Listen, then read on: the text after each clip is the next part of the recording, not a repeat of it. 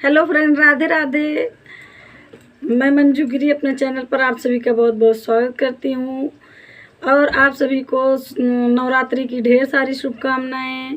सभी के लिए, सभी अपने फ्रेंडों के लिए मैं देवी मैया से मंगल कामना करती हूँ कि माता जी सभी की मनोकामना पूरी करें, सबको सबके मंजिल तक पहुँचाएँ। तो मैं आप सभी के बीच एक देवी माँ का पचरा गीत लेकर आई हूँ। सुनना जैसा भी लगे कमेंट में ज़रूर बताना। मैया मोरी धरते न रूपवा हो किते नौ जुनियाना। मैया मोरी धरते न रूपवा हो किते नौ जुनियाना।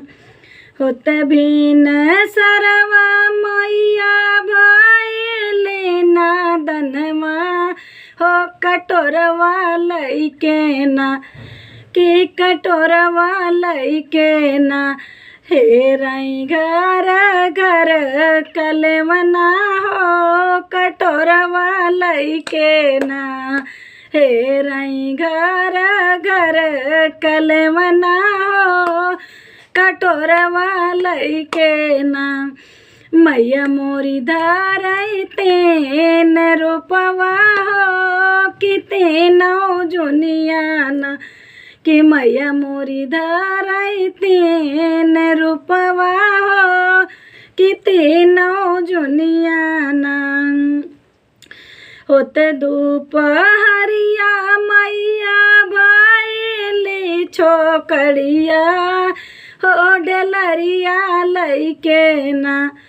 हो डेलरिया लइके ना। तोड़ई माली फूलवरिया हो डेलरिया लइके ना। कि तोड़ई माली फूलवरिया हो डेलरिया लइके ना। मैया मोरी धरते न रूपवा हो किते नौ जुनियाना।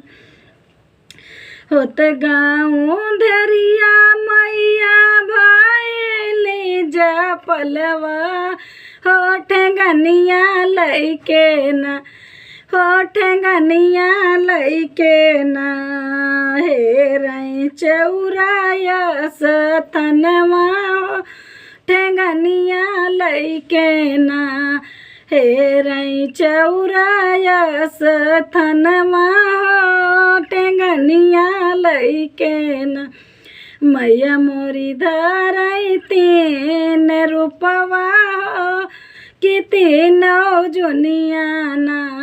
कि मैया मोरी धरते न रूपवा हो किते नौ जुनियाना।